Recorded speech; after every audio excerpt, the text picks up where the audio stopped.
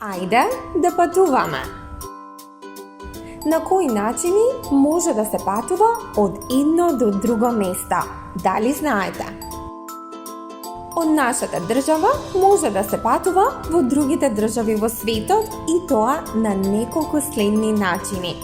Првиот начин е по копно, со автобус, со воз, со автомобил. Вториот начин е по воздух, со авион. Кога ја преминуваме границата, за да влеземе во друга држава, мора да поминеме низ пасошка и царинска контрола. Истиот процес се повторува кога се враќаме повторно назад.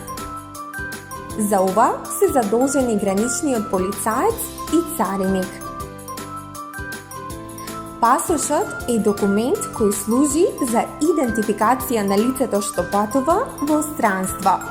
Без пасош не може да се премине граничен премин, ниту пак да се отпатува во било која земја надвор.